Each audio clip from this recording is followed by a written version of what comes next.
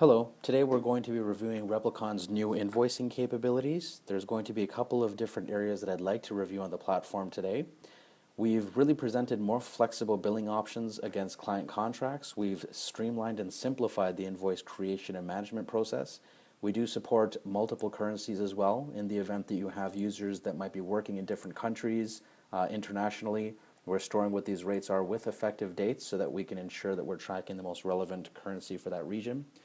We're also going to review the creation of the invoicing process, how we can print, collaborate, and share upon that information, and we'll briefly also discuss how this integration could potentially look like with some of the out-of-box applications such as QuickBooks and Xero, but pretty much with any type of financial application that your team might be using within your organization.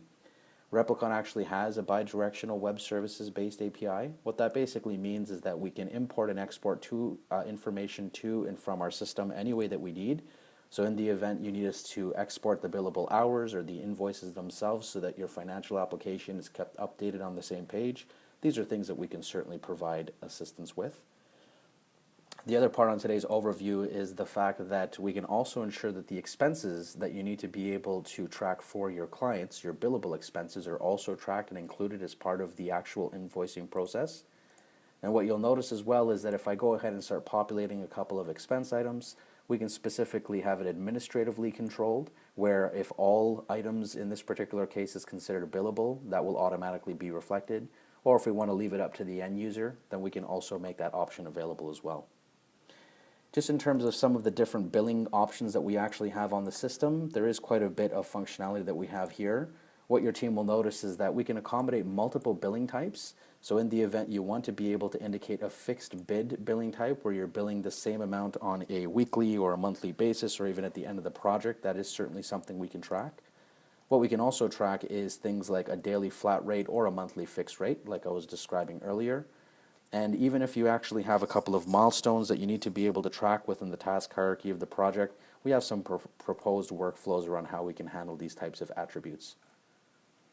From a billing perspective, what we can actually do is give you an overview on exactly what has and has not yet been invoiced. We give you all of this information immediately presented to you, broken out by all of your clients, all of the dollars that have not yet been invoiced, everything that's currently saved in a draft status, what's been issued as an example. These are things that are certainly relevant to your team, and all of these metrics are reportable within our reporting platform as well. Your team can specifically define the different invoicing generation periods that you'd like to be able to indicate, and this is a very easy to understand overview on exactly all of the important criteria for me. If we take a look at the invoicing screen, what you'll actually notice now is we have a breakdown of everything I described, what's saved in drafts, what's been issued, things that are overdue as an example. If there is the integration with those other applications that I had mentioned, this one specifically populates around QuickBooks and Xero around the sync status. So this way we actually know if it's been synced, if it's currently outstanding, if there was a problem with the sync. I have immediate visibility on what's important to me. If it comes time to creating an invoice, very straightforward. The first thing that we're going to prompt your team to do is define an invoice number. This is essential because this is essentially what we'll be pulling within or pushing within your financial application. Your team can go ahead and also indicate the client that you'd like to set up that invoice for, at which point we'll pull down their billable information. Your team can also indicate some other attributes, the currency in which you'd like to bill at, the payment terms as an example, the date of issue, any PO number information. And what your team can also do now is go ahead and start populating the line items from each of those billable projects to be included on that particular invoice. So if I state as an example that I'm ready to go ahead and start billing out for a couple of my projects, I can first of all indicate what exactly would I like to be able to include on that invoice. Do I only want to be able to include project information, perhaps some tasks that might be associated to those projects? I may also want to include some user information or the billing roles that I'd like to go ahead and populate as well. What you'll notice is that we'll immediately present that information to you. Even if you have a large number of billable projects that might be underway, we want to make this very easy. You can quickly search for anything that might be relevant for your organization. Let's go ahead and start creating an invoice for my ERP deployment project. What you'll notice now is we're going to go ahead and start populating the line items, all of those billable approved line items, mind you, off of those timesheets, but we also give you the opportunity to override what some of these attributes are. So in the event you need to tack on a couple of hours as an example, or even a premium rate to take into account markup fees, including adding some commentary to reflect what it is that you're doing, billing markup as an example. Let's go ahead and save that into the system. Everything I'm doing here is actually reportable, and what you'll also notice is that we give you the ability to go ahead and add any additional line items that might be relevant.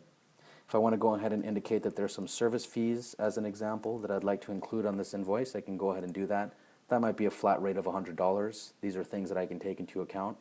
And you'll notice that the moment I add any of these items, we're immediately going to update the total payment due, so you have an overview on what's happening from a financials perspective. This is a great way for your team to be able to create those invoice adjustments, markups, discounts, and write-offs as well. And we give you real-time visibility into each of these items. We can also allow you, of course, to go ahead and populate any notes that you'd like to send off to the customer, or internal notes as well that might not be visible to the customer. Let's go ahead and populate some things now.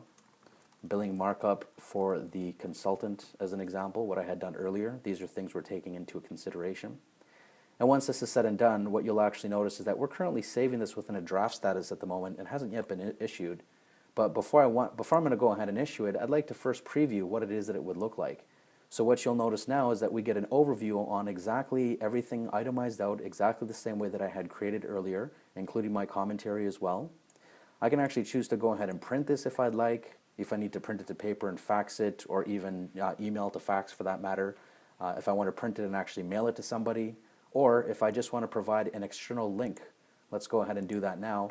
I can actually send this link off to individuals, whether they happen to be internal or external to my organization, and I have a unique hyperlink so that I can quickly review the invoices that are necessary as well. What we also give you the capability of doing is going ahead and updating the templates around those invoices. You can specifically indicate how you'd like this to look for your organization. If I want to go ahead and indicate where the logo might be displayed or change sort of the formatting from a template perspective, I can. If I want to go ahead and upload a whole new logo altogether, I can certainly go ahead and do so as well. So your team has the ability to change the look and feel of how the invoicing works, and essentially we can present that information for you immediately. That concluded everything I wanted to show today. Thank you for your time. We certainly appreciate the opportunity for you to get in touch with us and learn much more about our platform. Thank you again.